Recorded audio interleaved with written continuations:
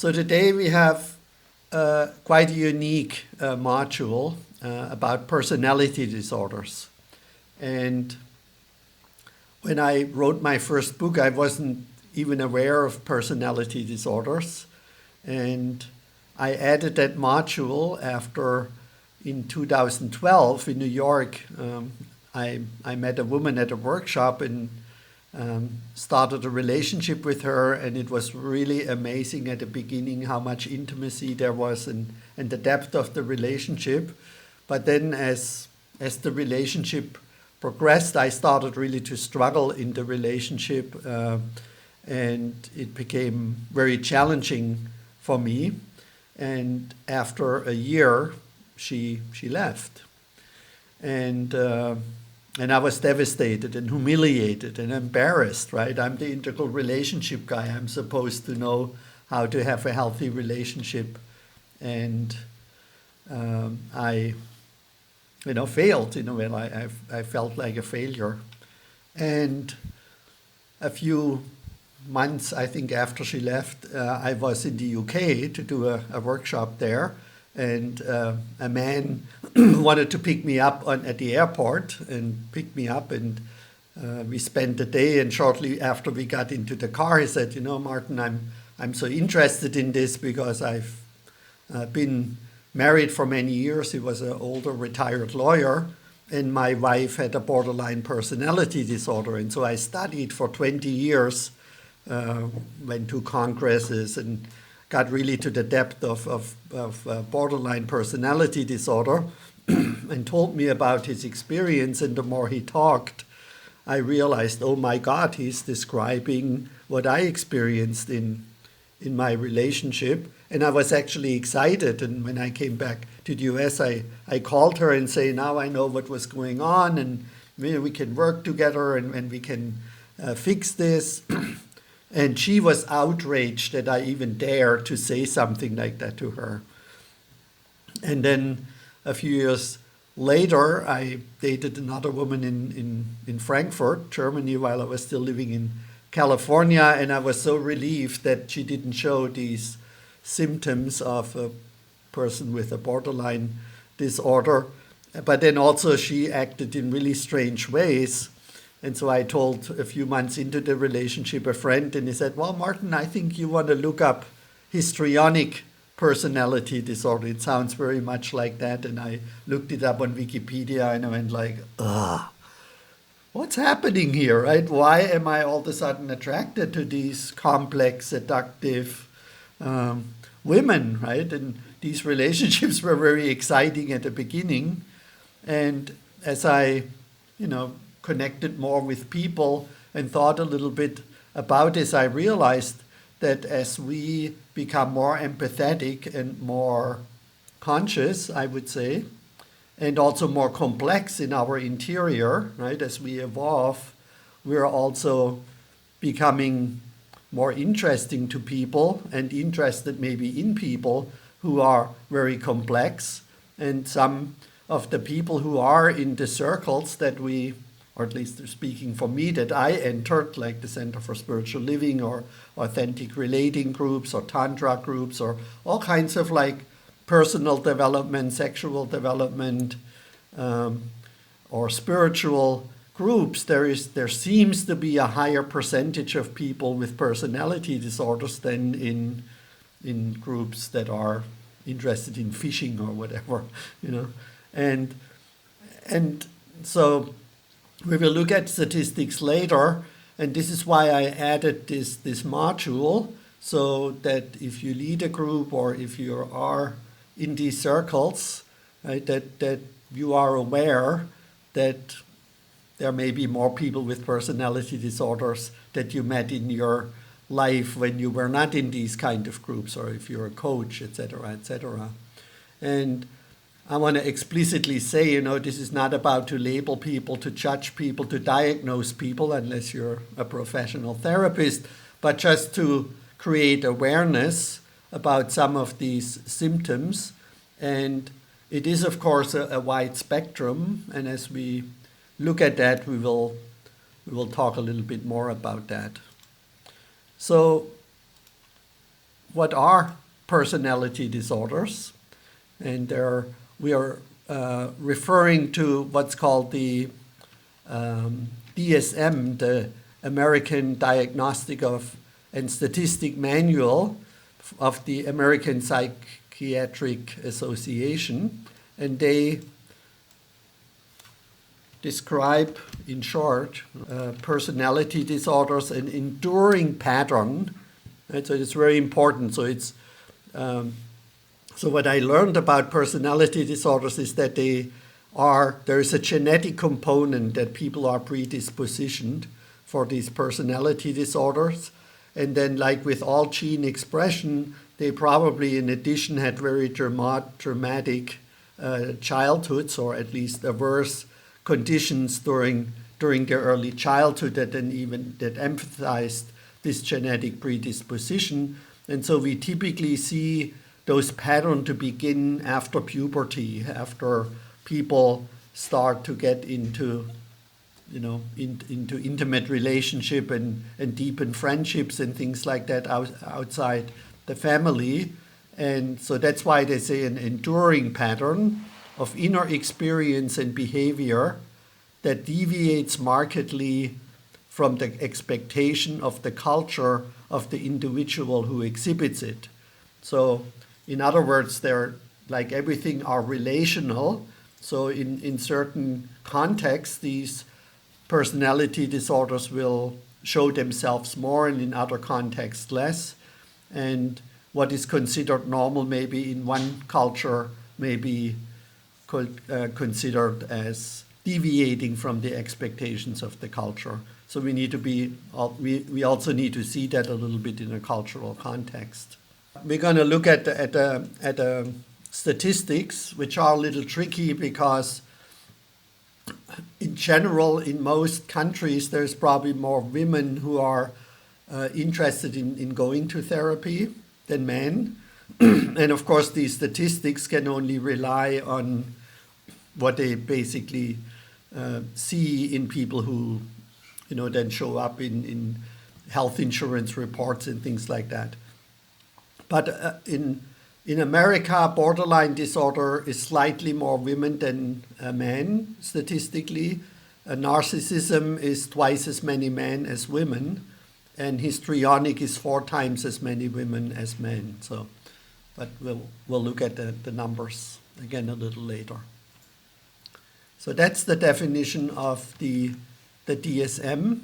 And then there is also the ICD, which is the International Manual for Diseases. And they define personality disorders as problems in functioning of aspects of the self, like identity, self-worth, accuracy of self-view, and self-direction, and/or interpersonal dysfunction, for example, ability to develop and maintain close and mutually satisfying relationships, ability to understand others' perspectives, and to manage conflict in relationship. So it's somewhat consistent with what the DSM is saying. And then I have one more thing here. These patterns tend to be fixed and consistent across situations and are typically perceived to be appropriate by the afflicted individuals. And this makes these relationships then so difficult because the people who have these show symptoms of these personality disorders, they usually think that they are normal and other people are doing it to them or causing their confusion and their pain and their emotional volatility and things like that. So perceived to be appropriate by the afflicted individuals, even though they may affect their day-to-day life and especially their love relationships in negative and often devastating ways. And what we see and I don't know if any of you have been in relationships like that, but I have. As I said, I dated or was in a relationship with a borderline person, a woman who had borderline personality disorder and then histrionic, and then I also dated more to have the experience a woman for a few months who I think was narcissistic. But at that time I already knew, and so I didn't get more deeply involved like with the two women before, and didn't get heartbroken when we ended a relationship. So last week we looked at this triangular theory of love, of intimacy, passion, and dependence, and said fall in love with someone good for you. And today my topic is don't fall in love with someone who's not good for you unless you want to, right? Because there is a lot of learning opportunity and self-exploration opportunity when you get in a relationship with someone with a personality disorder. And I can say from experience that, and many others have experienced that too, that I talked to, that the level of intimacy is incredible, because these people usually don't have filters as far as expressing their needs and their emotions and their inner complexity. And so there is a level of aliveness and emotional connection that I experienced in these relationships that I didn't experience before. Right? And there was also a lot of sexual passion because, and I can only speak of women since I don't date men, so. But the sexual passion and the seductiveness and also the sexual experience that these women had was much higher than women without personality disorders that I dated and had relationships with. And also the level of commitment and dependence. Like there was this deep feeling of we're soulmates and, we will never leave each other. And also the relationship developed relatively quickly, sometimes within a few hours. We became intimate, and so these are all signs at the beginning. And again, maybe just a wonderful person, but these are first signs that this person may have a personality disorder. And of course, it says a lot about me and people who are interested or drawn to people with personality disorders. And there is I think, a positive component that we really enjoy the depth and the complexity. And maybe there is also a desire, to help this person, because they usually say things like, I never met anyone like you, and finally I met someone who I feel really met by and who appreciates my my spirituality, my complexity, my being. And but there is also on the other side, of course, a person who, besides having this longing for the depth that is really experienced, also has maybe an issue with healthy boundaries, speaking for myself, right? This deep longing for having such a deep connection with someone. And then as the relationship deteriorates, which we will look at a little later, not having healthy boundaries and not being able to also have our needs met.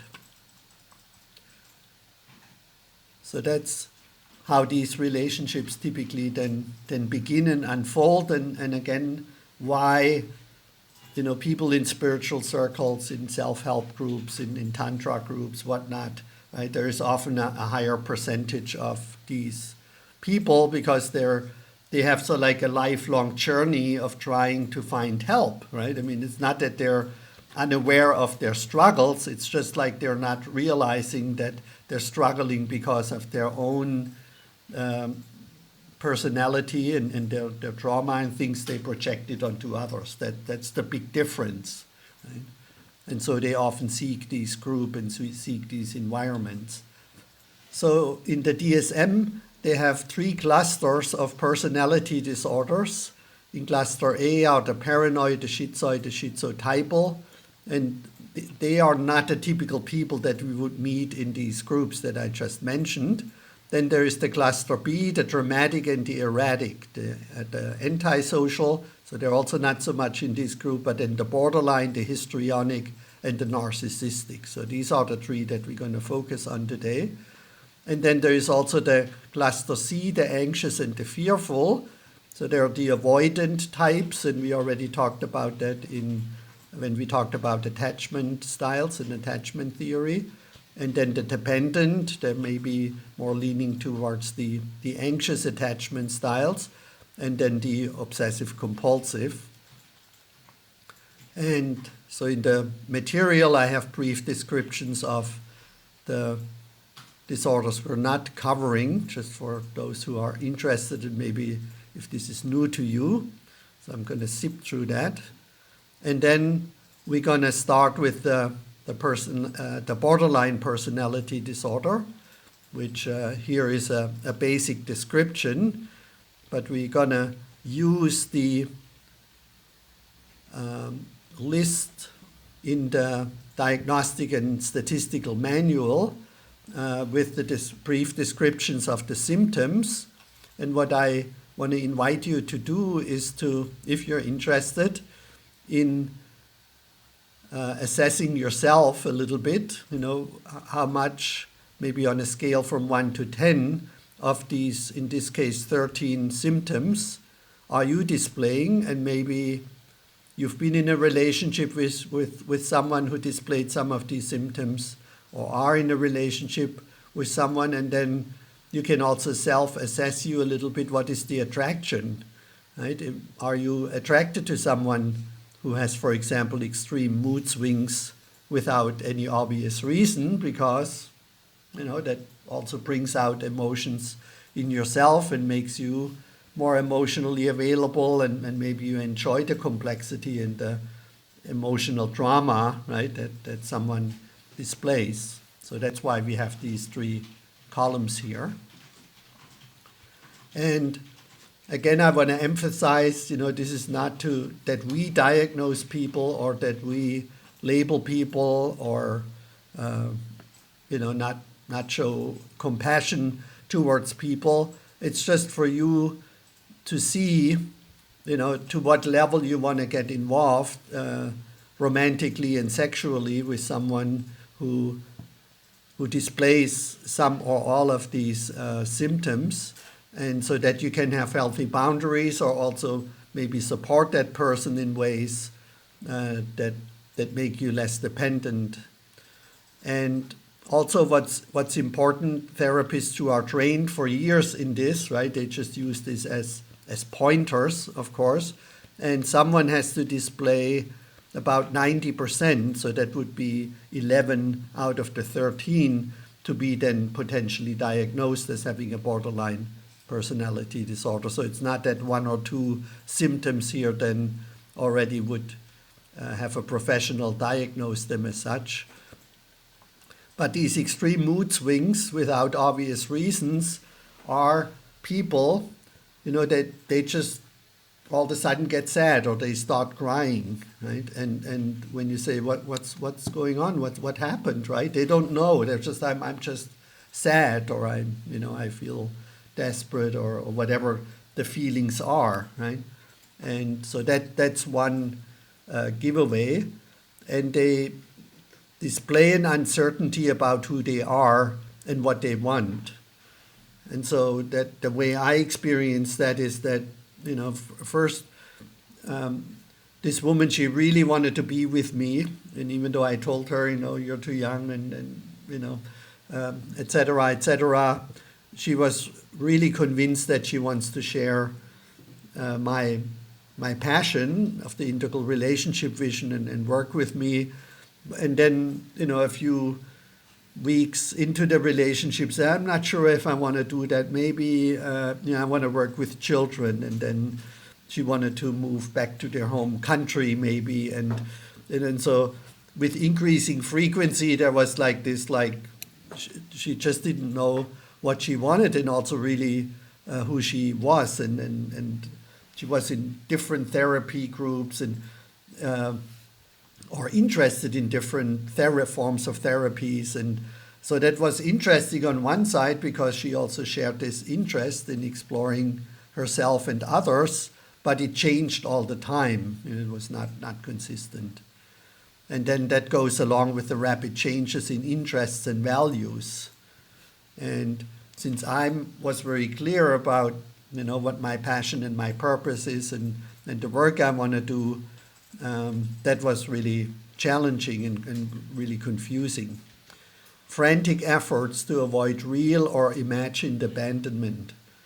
So, there was, um, I I just remember we were on a revolving restaurant once on the tower, and when we went into the elevator down, I said, okay, it's all downhill from here, making a joke. I mean, it literally took her 2 days to recover from that. How can you say that? And don't you worry that your thoughts create our reality, and you no longer believe in the relationship, and you're abandoning me. And it was just like, I just made a joke, okay.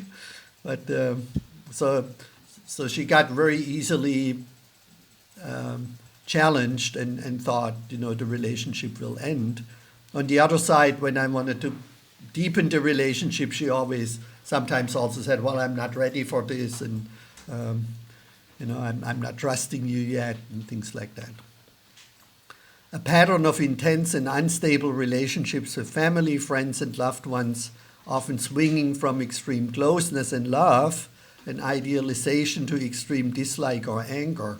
It was also very confusing that sometimes she idealized a person, and then a few days later, that person was like a horrible person. So there,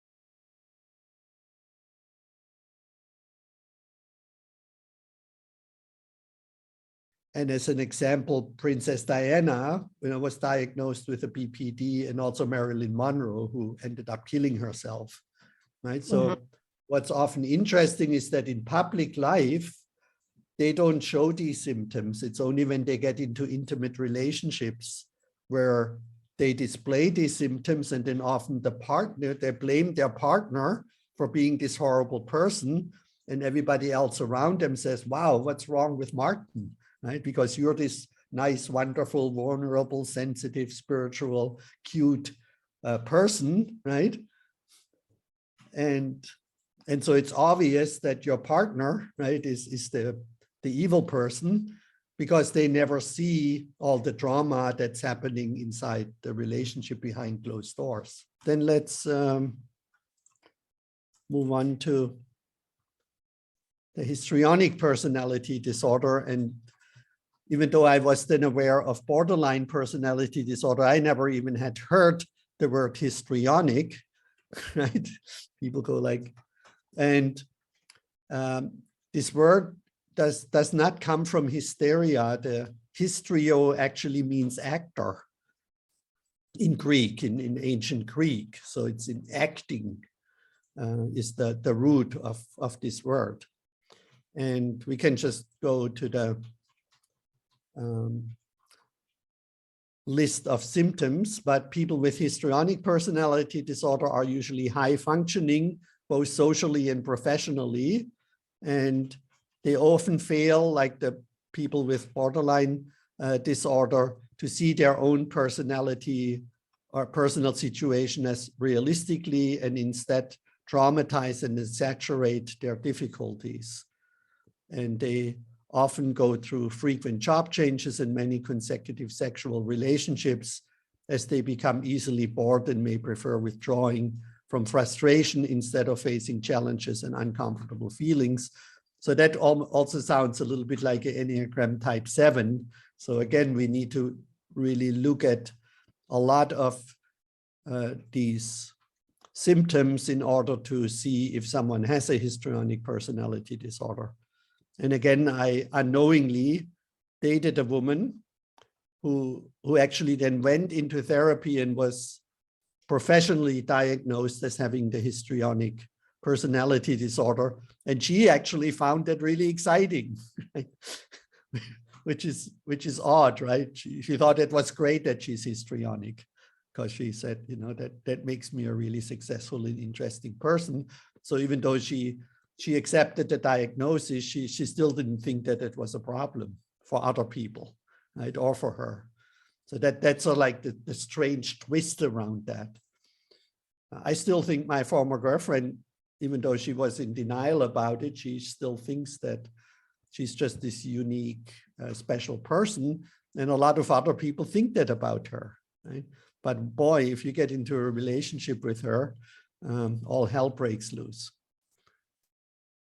So you will see this is very different from borderline. So the main point here is that they show this exhibitionistic behavior and are inappropriately seductive in their appearance and behavior of a sexual nature, right? And so you may, just if you watch the Oscars, right, and see the women on the red carpet, or most of the women, they probably have certain aspects of this histrionic personality disorders, which got them into the limelight and being successful in the first place, right? And I worked in Hollywood for 13 years, so there's a lot of stuff going on. And they use this impressionistic way of speaking, or that lacks believable detail. So maybe you have met these people who talk a lot about themselves, and they have all these dramatic, interesting stories, right? Where they were in an airplane crash, and then that happened, and whatever, somebody got murdered. And my girlfriend, her ex-husband, had married a woman from Russia. And that is actually true, because I verified it with her children. And a few weeks after she got her German citizenship, he died under some mysterious circumstances.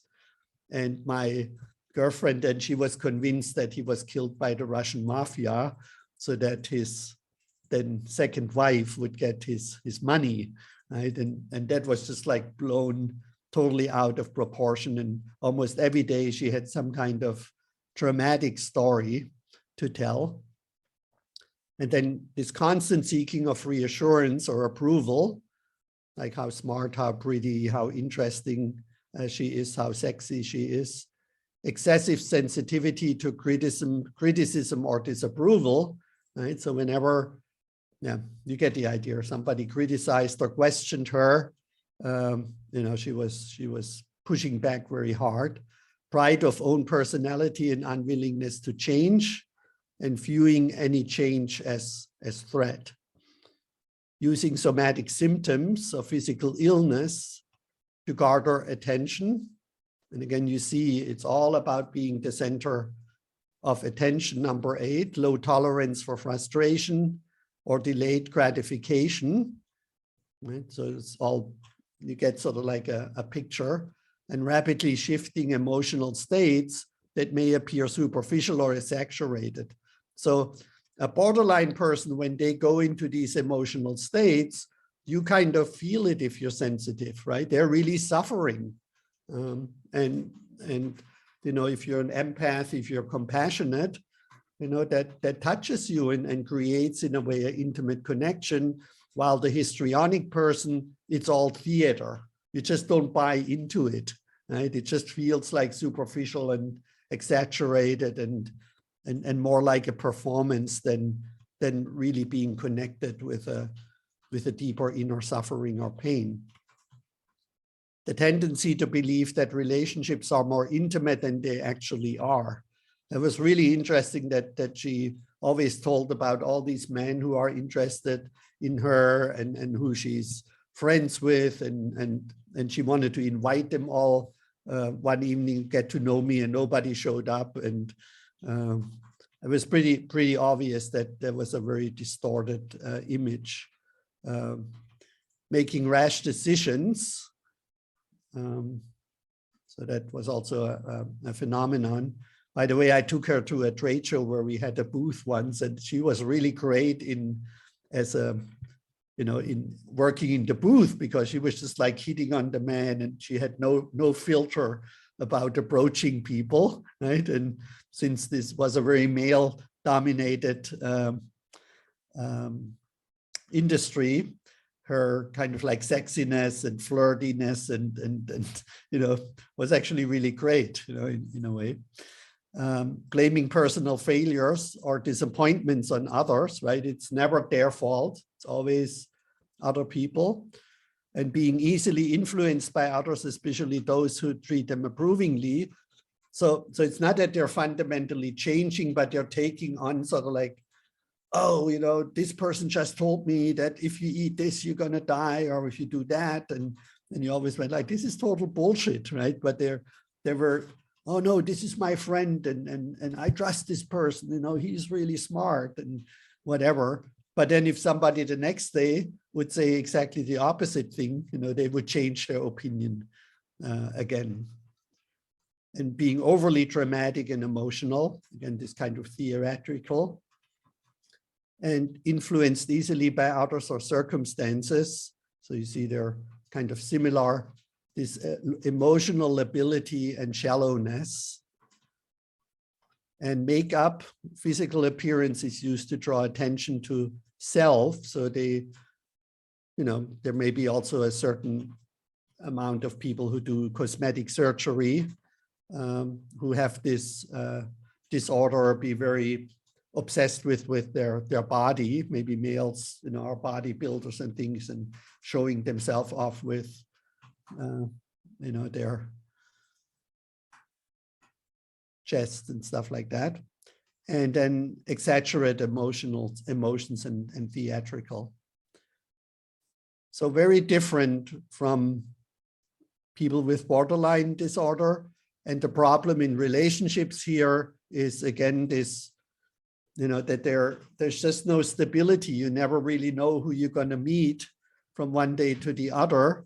And And in this case, right, they're very flirty and very, constantly seeking attention and put you sort of like into the shadow. For example, when we went out together, she always said, don't tell anyone that you live in California. And I said, why not? And the reason was that then people were more interested in me than in her, right? And so I had to constantly lie about where I live and what I do because she didn't want the people in Germany to know. So just as one example. So eventually, of course, that didn't work for me and we broke up. And then finally, we have the narcissists, and more men are diagnosed with NPD, narcissistic personality disorder, than women. And again, here we can feel into that this is really hard to be in a relationship with someone who's narcissistic. And this is one of these words where sometimes people who are egocentric or even very self-confident and know what they want may be labeled sort of like in a pop psychology way as being narcissistic, which is very different from the clinical definition of being narcissistic. And we have a great example recently in politics with the former American president, who, as we read through these descriptions, we can see almost any of these symptoms displayed in him. And he has, even though that's not totally appropriate, been diagnosed by professionals as most likely having a narcissistic personality disorder. So here we go. A grandiose sense of self, importance, and exaggerates his achievements and talents. I mean, that's 100% match, I would say. Dreams of unlimited power, success, brilliance, beauty, or ideal love. And I'm not now saying every time yes. Self-perception of being unique, superior, and associated with high-status people and institutions. A sense of entitlement to special treatment and to obedience from others. So I can even see how 1, 2, and 3 can be attractive to certain types of women, right, who lack a certain sense of self-confidence or want to marry up, and maybe a histrionic woman wants to be in the limelight of someone who's, a very important and powerful and unique person who is associated with a lot of high status people. But then this sense of entitlement to special treatment in return, of course, they're selling their soul in a way. And the unwillingness or being unable to empathize with others' feelings, wishes, or needs, right? It just breaks my heart right now to see what's going on in Ukraine, and that obviously Putin must be aware of the suffering that his war, as many people call it, is inflicting on these people, and just being, apparently not really moved or touched by that, escapes me. And needing constant admiration from others, right? We've seen that in Trump. Exploitative of others to achieve personal gain. So that's also, must be very hard to be in relationship with someone who has that symptom. Believes he or she is special and unique and can only be understood by or should associate with other special or high status people or institutions, and unreasonably expects special favorable treatment or compliance with his or her wishes. All right, if you don't do what I say, you're going to pay for it. And the relationships, of course, with narcissists become a total one-way street or an ongoing fight if the other person is pushing back. Exploits and takes advantage of others to achieve personal ends, is intensely envious of others and the belief that others are equally envious of them, and finally has a pompous attitude of arrogance or acts that way. And again, these people can be quite popular, specifically about, their grandiose sense of self-importance. Some people feel drawn to people like that, as we see politicians and other people in power, CEOs and people who made it to the top.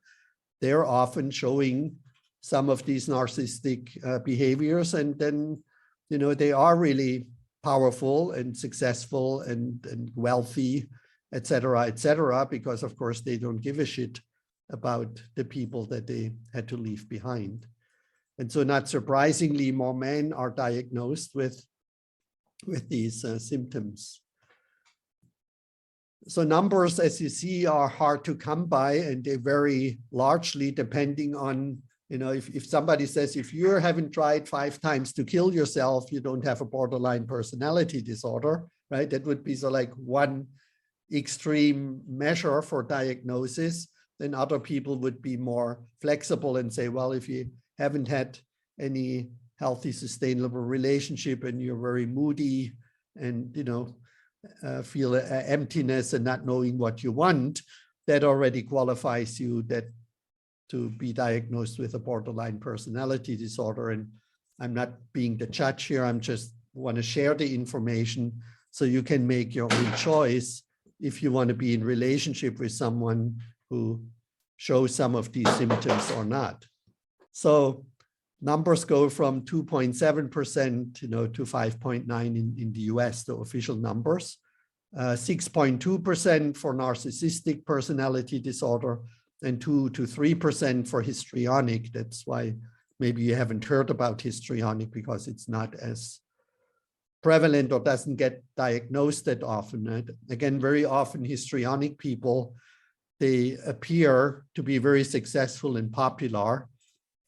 And so maybe there's also less attention to that. And so about 10% of the US population would fall into the spectrum, right, into the wide spectrum of borderline narcissistic and histrionic.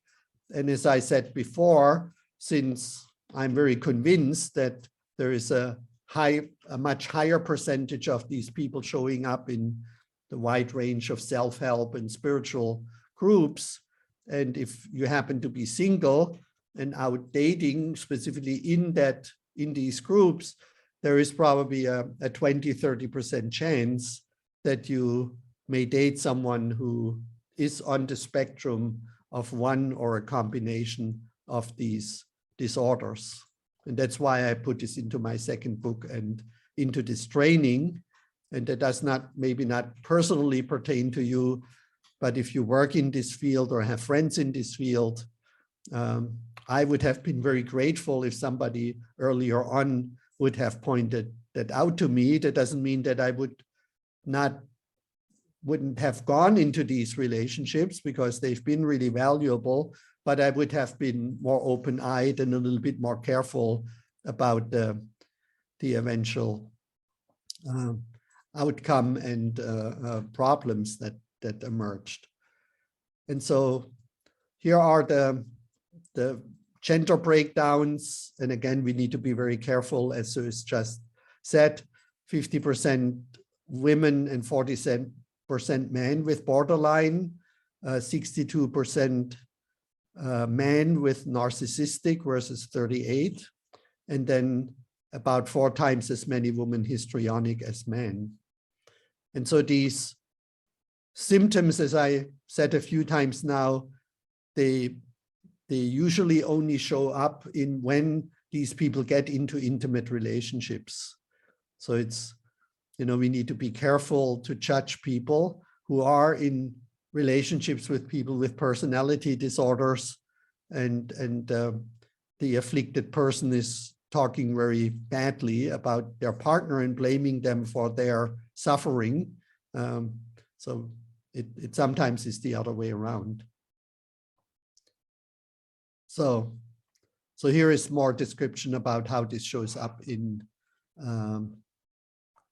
relationships, and we need to look at the other side, of the person who gets involved and attracted to people with personality disorders, because that also says a lot about them. And so I'm a confessing addict towards women with personality disorders, and I recovered. I think I'm now learned enough to no longer get involved. And I'm still supporting them. I can even have friendships and things like that, but I just have healthy boundaries, and also say, you know, I also have needs. And if you're not willing to respect my needs and my values, you know, then you need to decide if you want to continue to have a relationship with me. And usually they don't, right? So that's the easy answer, is to look at your own boundaries. And since these people unknowingly, unconsciously, it's not that they abuse people intentionally, but if they don't get their way because you have clear boundaries, they just find somebody else to feed on. So they usually have no lack of people who want to help them and want to be with them for the obvious reasons, right? That they make them feel alive, and they're very seductive and very interesting people usually. Maybe as they get older, they're less successful with these strategies, but that's all, like, at least what I have seen in my own relationships and with other people that I, you know, worked with over the years, and being in a lot of these communities. So that's what I have to say.